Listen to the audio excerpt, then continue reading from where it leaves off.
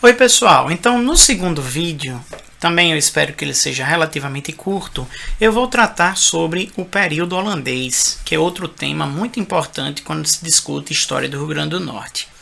O período holandês aqui no Rio Grande do Norte, ele guarda a relação com o período holandês, obviamente, no resto da história do Brasil. Nós sabemos que entre 1630 e 1654 os holandeses dominaram a capitania de Pernambuco, que era a capitania mais importante do litoral brasileiro naquela época por causa da grande produção de cana-de-açúcar. E por dominar a capitania de Pernambuco, os holandeses também dominaram algumas regiões próximas, entre elas a capitania do Rio Grande. Aqui na capitania do Rio Grande, o domínio holandês vai acontecer entre a data de 1633 e 1654, ou seja, 21 anos de domínio holandês na capitania do Rio Grande.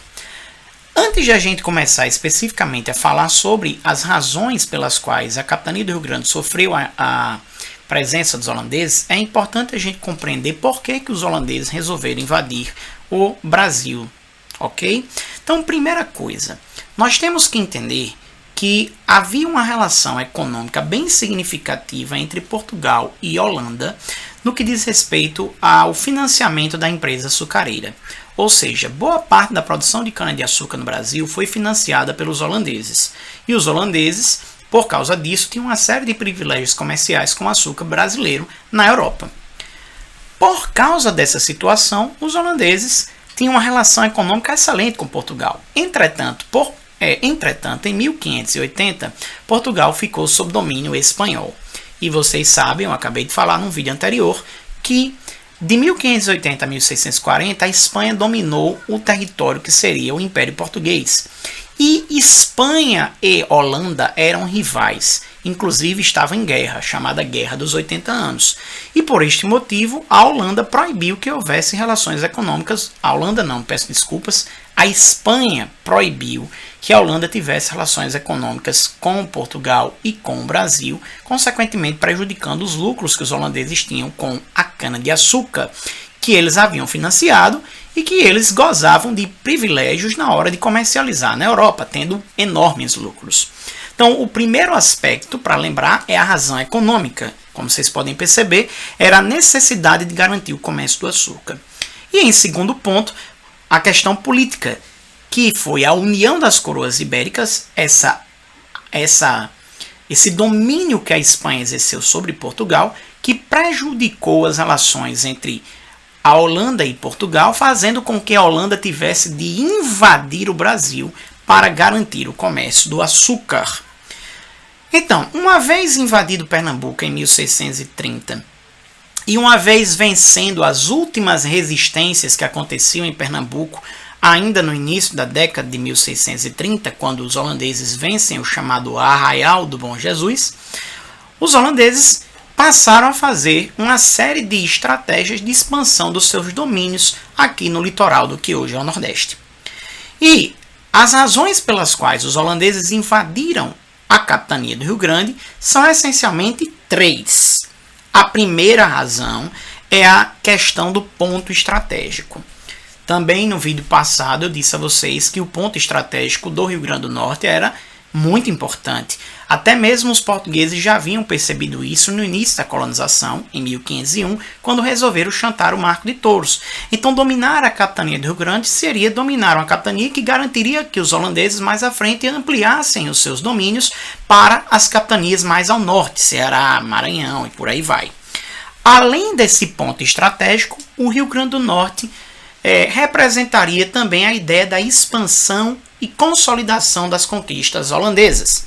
Então a Holanda iria ampliando os seus domínios, dominando não apenas Pernambuco, mas as capitanias próximas como Paraíba e Rio Grande do Norte, e consequentemente ampliando a sua área de influência, garantindo o maior domínio sobre a região colonial.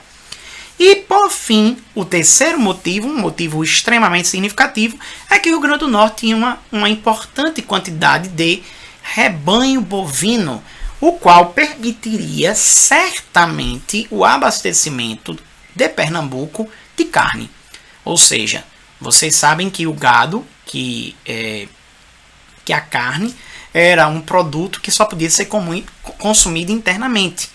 Era um produto para o mercado interno. Então, como aqui havia aqui no Rio Grande havia uma grande quantidade de rebanho, aquilo dali permitiria o abastecimento de carne da região de Pernambuco. Então, quais são as situações específicas dos holandeses aqui? Primeiro, os holandeses fizeram aliança com os índios do interior do estado, principalmente com os índios janduís. Os índios potiguares, os índios do litoral, historicamente eram aliados dos portugueses. Ademais, durante o período holandês, nós temos algumas modificações. Por exemplo, o Forte dos Reis Magos passa a ser chamado de Castelo Keulen.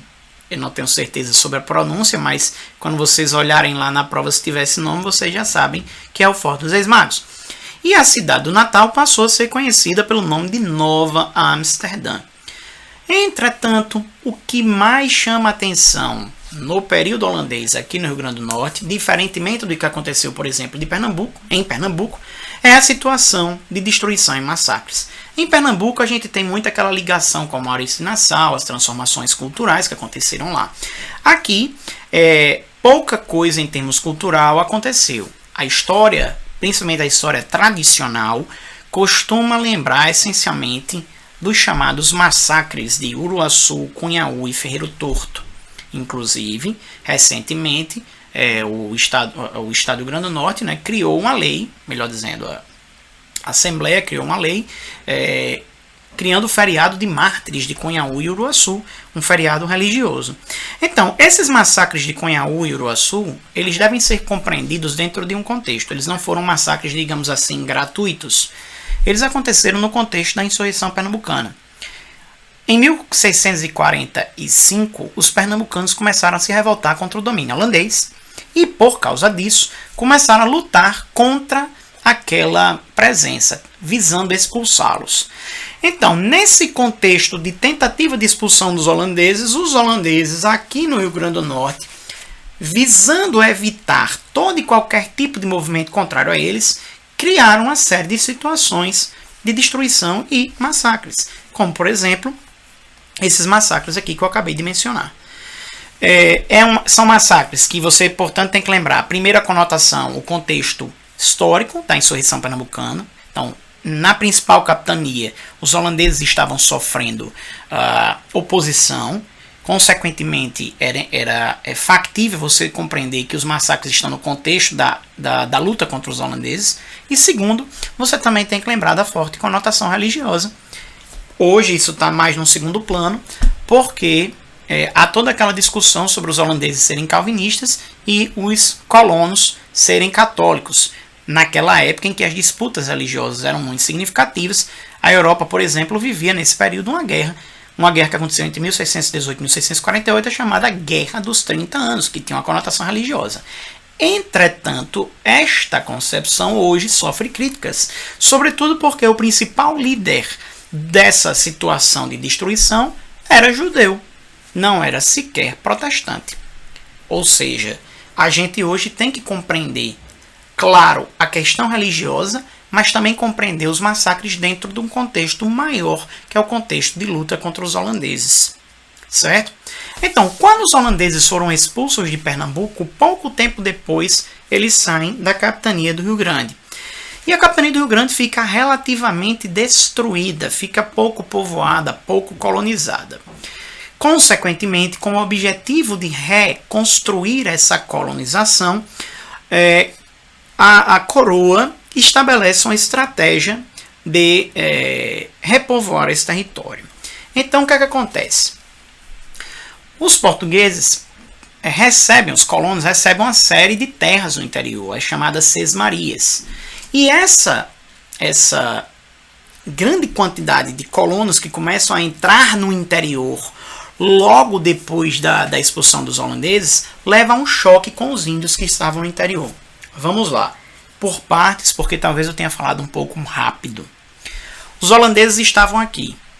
Quando os holandeses foram expulsos, na segunda metade do século XVII, a capitania do Rio Grande estava com a colonização desorganizada. Muitas pessoas fugiram, a situação de desorganização era muito forte. Ok, o que é que foi que aconteceu? A coroa incentiva o retorno de pessoas, de colonos para a capitania do Rio Grande, inclusive concedendo terras no interior. E quando essas pessoas entram no interior, sendo levadas pela produção, sobretudo a produção de gado, né, pela criação de gado, essa interiorização entra em choque com as populações indígenas que estavam no interior. E este choque ficou conhecido, este conflito ficou conhecido na história do Brasil pelo nome de Guerra dos Bárbaros. Outros chamam de Confederação dos Cariris, e há quem utilize um nome muito maior que chama-se Levante Indígena do Vale do Açu. É um nome muito mais complicado. Então, o nome Guerra dos Bárbaros, embora você possa dizer que existe um etnocentrismo, existe toda uma situação politicamente incorreta, é um nome relativamente comum na história, consequentemente pode ser que ela apareça na sua prova. Então, esse conflito com os índios foi causado pelo quê? Pela expansão portuguesa pelo interior, posterior à expulsão dos holandeses. Uma expansão que é feita com o desenvolvimento da produção de gado, que era o principal produto do período colonial. O gado foi o principal produto do período colonial, certo? Durante a segunda metade do século XVII até o período que nós conhecemos como o início do século XVIII, 1710, por exemplo, nós tivemos conflitos extremamente duros entre portugueses, entre colonos e indígenas, certo? E esse conflito tem uma série de consequências, dentre elas a consolidação e expansão do domínio português pela capitania. Então, após o conflito, a capitania, o interior da capitania está conquistado e consolidada a colonização naquele território, ligado ao gado, não se esqueçam, e também, e aí a gente tem uma discussão, a dizimação, desorganização dessas tribos. Não é? Alguns historiadores advogam a tese da dizimação das tribos, como se elas tivessem sido completamente destruídas. Essa tese hoje ela não é muito aceita, porque existe uma segunda tese que entende que esses índios, os índios que não sofreram a morte, que não foram dizimados, foram incorporados ao sistema de colonização por meio principalmente dos aldeamentos religiosos, ok? Por meio dos aldeamentos religiosos. Então, a Guerra dos Bárbaros foi um dos maiores conflitos que já aconteceram entre índios e colonos na história do Brasil. Por isso que ela é muito importante para esta prova. As principais regiões atingidas, sem dúvida, Rio Grande do Norte e Paraíba. A gente também tem a expansão desse conflito por outras regiões, como por exemplo pelo Piauí, mas o principal local atingido foi esse aqui, ó, o Rio Grande do Norte. Ok? Então, nesta aula a gente falou dessas dois elementos importantes, a presença holandesa e a Guerra dos Bárbaros, falando também um pouco do gado, e daqui a pouco a gente volta com outro importante conteúdo.